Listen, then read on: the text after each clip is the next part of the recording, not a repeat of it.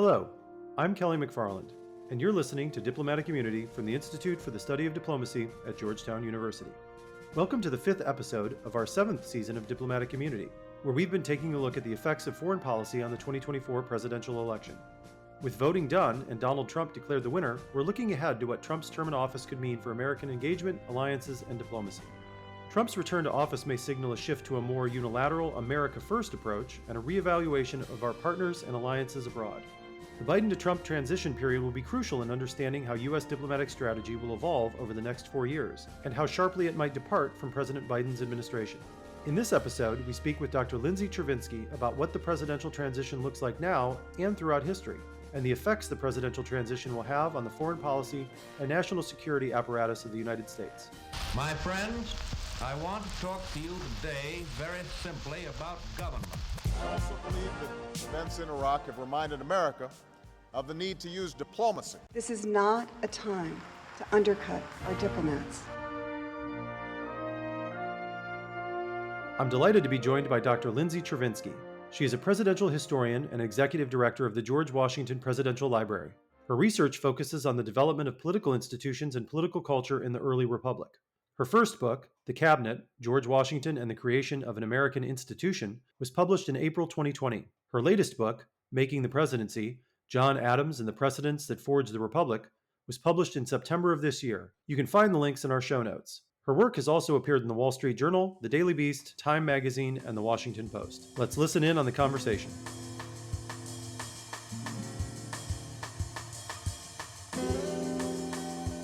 Welcome back to Diplomatic Immunity, folks. This is our last in a series looking at the 2024 presidential election and its impact on foreign policy. Today, we're going to talk all about transitions with Lindsay Chervinsky. Lindsay, thanks for joining us. Happy to have you here. Thank you so much for having me. I'm looking forward to the conversation. So let's start off with just a pretty basic one to get people knowledgeable about transition. So what do we mean by a presidential transition? You know, we've seen some of the stuff in the news lately about President-elect Trump nominating or saying who he's going to nominate for certain roles, but what does this process look like between now and January 20th? So I think it should be thought of as two different things. So one is picking all of the people that need to go into all of these positions. The way that our executive branch works, a large number, I think it's over 3,000 people now, are selected by the president-elect or the new president, and those people have to be either confirmed or they have to get their security clearance or they have to go through the background check process. There is then the transition of information, meaning that those people, if they've been out of government, there are a lot of things that they don't necessarily know. They need to be brought up to date on intelligence. They need to be brought up to date on the diplomatic situation, maybe training on new protocols, new systems, et cetera, et cetera. So it's both an information transition and it's a personnel transition. I know that, being a former Intel analyst and presidential daily briefing book briefer, I know that they're now getting PDB briefs in the morning and things like that to kind of get them up to speed for day one. I mean, this probably looks a little different than it did between George Washington and John Adams. So how has the transition changed over the years? Well, in some ways, it's changed dramatically, and in some ways, it's changed not at all. Because in the transition process, while John Adams' transition was 2.5 weeks, he still had to do the same three things. Once the vote was certified on February 11th, he had to write his inaugural address, he had to pick out his administration, and he had to sort of get up to date on what the foreign policy situation was and decide what his position was going to be and how he was going to convey that to other powers. So those three tasks, those three buckets of responsibilities, if you will, are still the same three things that we expect presidents to do today. They need to have their agenda, they need to have their administration, and then they have to figure out how to convey that both to the American people and to the world. What is different is the scope. And I think also the amount of time, because in the past, if there has been an uncertain election or a contested election, then sometimes the final decision is not made until right before the inauguration actually happens. Now, of course, we know in November, and then we have several months where an administration is staffed up and we have this weird in-between period. In terms of the scope, obviously there are far greater number of individuals that the president has to select. The number of positions and responsibilities that a president is expected to articulate and to take are much greater because the president and the executive branch is just in charge of so much more stuff on a day-to-day basis, in our lived experience. Yeah, and as you note, I'm sure the 4,000 or so people that the president-elect has to nominate this time around is a lot different than it was 30 years ago, let alone 200 years ago.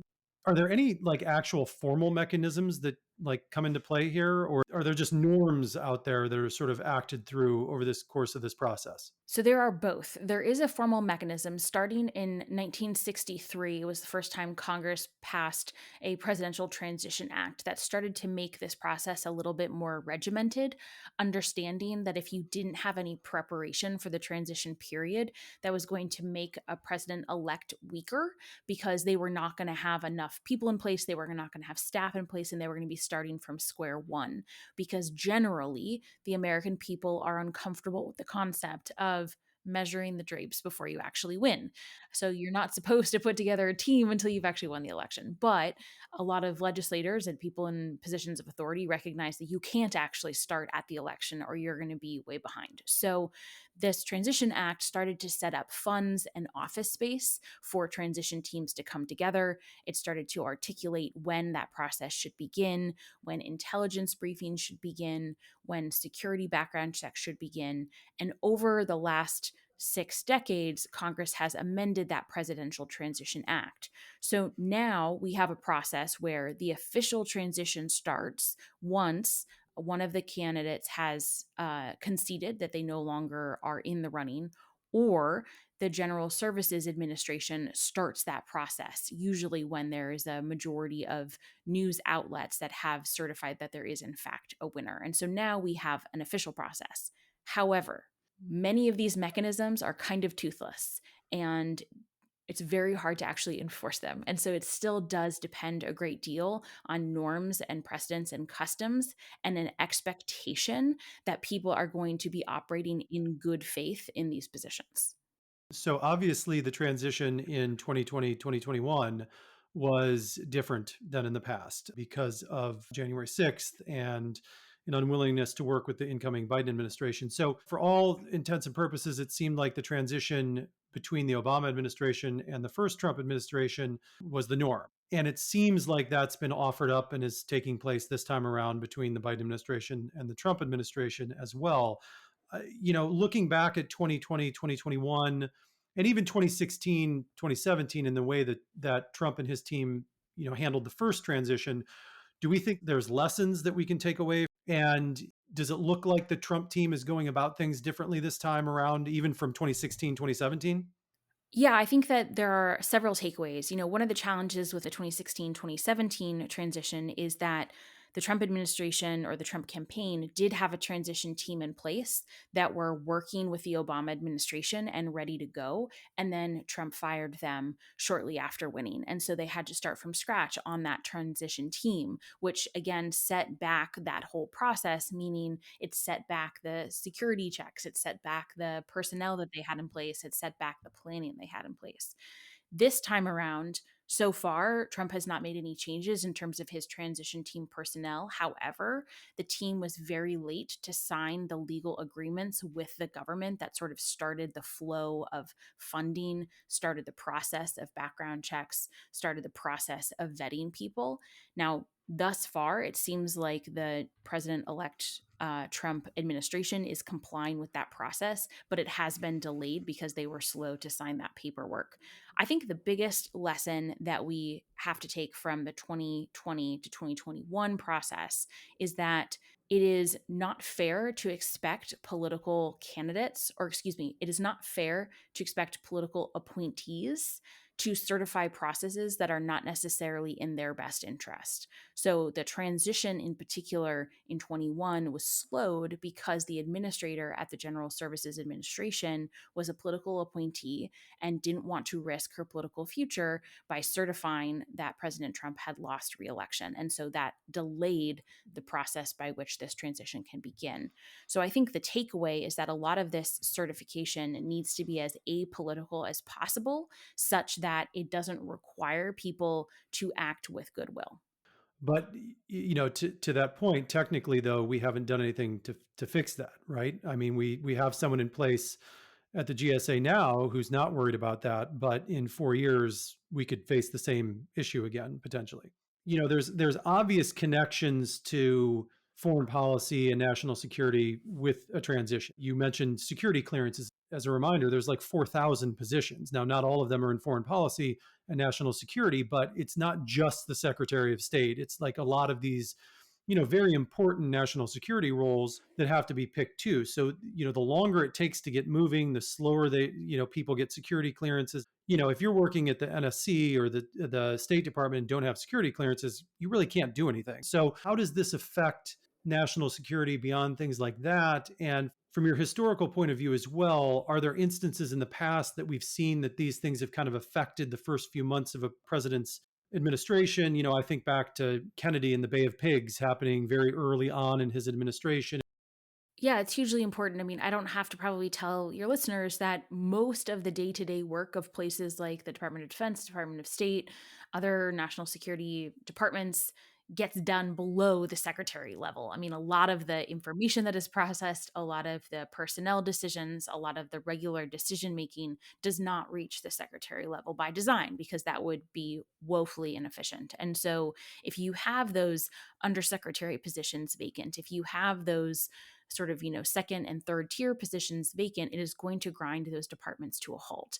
And that often will really weaken the United States from a foreign policy and a security perspective because transitions are always when the nation is at its weakest. And our foreign adversaries know this. It's no surprise that we often see an uptick in hacking attempts. We often see an uptick in phishing attempts and sort of other cybersecurity threats that are easier to go undetected when we are in moments of transition and perhaps might be distracted.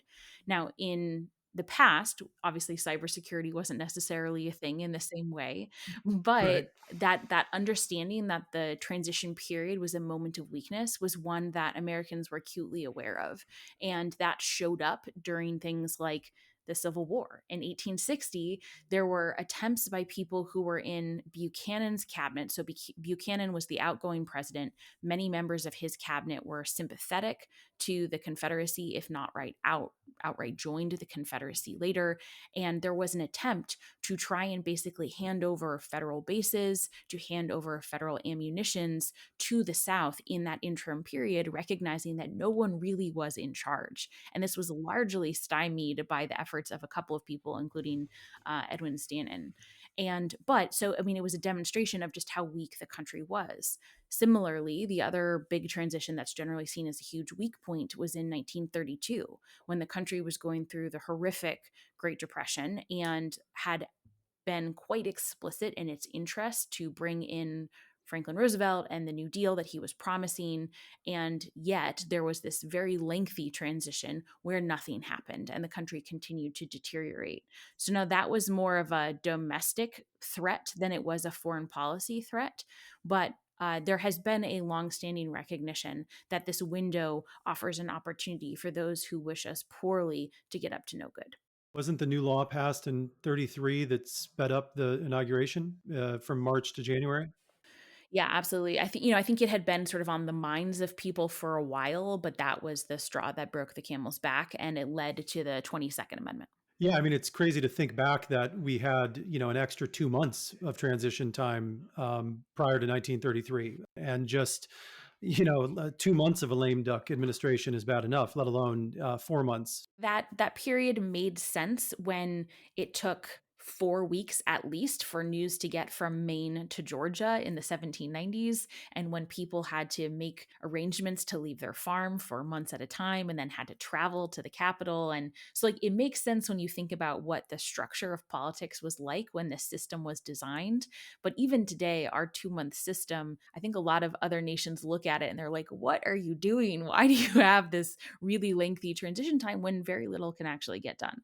Yeah, I think that is somewhat of a unique instance with the United States, though, because our clearance process and the number of people that are in the bureaucracy and everything, you do need some amount of time because these people, as you noted, do need to get onboarded, get cleared, get the background checks and everything to get into place. We've been talking a lot about the negatives of the transition period and the possibilities for nefarious actors to do bad things.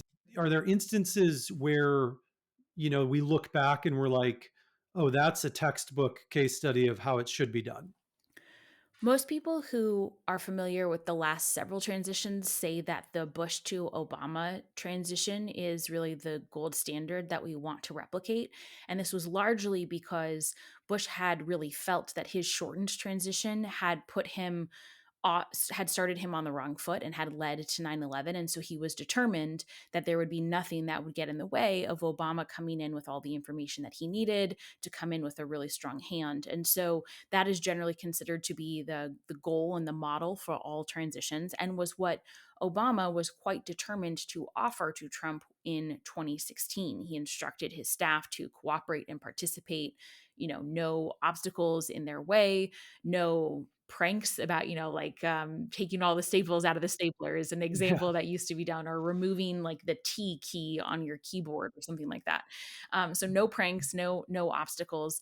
But I think there are also moments in the past where even if the system was less regimented, that we can point to as at least excellent models of the spirit of what a transition should be. So in 1801, when Jefferson had defeated John Adams, and then the election was contested because he and Aaron Burr, his running mate, had tied in the electoral college. This was before the vice presidential candidate and the presidential candidate were separate. And it took 36 ballots in the House to determine who was going to be president.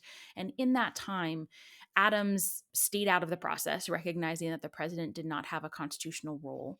He invited Jefferson to the White House to meet with the staff, to see the space. He sent him letters about what carriages and horses were available in the presidential stable, which was an important, piece of transition information. He then, once it was clear that Jefferson had won, he instructed his cabinet secretaries to inform Jefferson about what was happening in the departments, to include him in information and decision making. So basically, giving briefings long before it was required by statute or law. And then when he lost and he went home, which was a radical thing to do in the age of Napoleon, he wrote Jefferson a letter from once he got back to Massachusetts that said, "Everything looks well here. I wish you a safe and happy administration." And that genuineness of spirit, that understanding that the transition and the presidency was so much bigger than himself or one political party, establishes, I think, the model for what we want transitions to be like. Yeah, so you mentioned the note and everything, and we know that presidents now normally leave notes for the incoming president elect, and we've 4 years ago the one from H.W. Bush to Clinton was floating around on social media and stuff as a very magnanimous letter to your successor. But there's also been meetings between the sitting president and the president elect over the years. Are these just sort of formalities, or are there instances where there was like legitimate substantive conversation that really sort of aided the president elect as they were coming into office? I think it depends who the participants are. The meetings certainly have not been consistent throughout history, because oftentimes the president elect was, in Kentucky or Illinois or something, for most of the transition.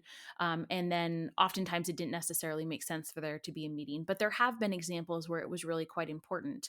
And a good one would be when Kennedy came to meet with Eisenhower before his inauguration. And he really had thought of Eisenhower as this old, doddery old man who was out of touch with how things were in this new era in the world. And Eisenhower put on a show of his knowledge about how the world worked and how foreign policy worked. And whatever anyone thinks about Eisenhower, he was sharp as a tack at the end, and he knew almost more than anyone about foreign policy, and made that clear in that meeting. And I think later, once Kennedy, especially after the Bay of Pigs fiasco, he grew to really rely on Eisenhower in moments and would call him up and ask him for insight or advice. And that meeting probably set the groundwork for that relationship, and it was quite helpful to Kennedy. Well, we know that President Biden has offered to have President-elect Trump come to the White House for a meeting, and we'll see if he takes him up on that. But regardless, I doubt we'll see President Trump calling Joe Biden in the coming years to get some advice on foreign policy issues. Anything you're looking for in the transition over the next couple months to judge whether or not it seems to be on track or if it's going well or anything?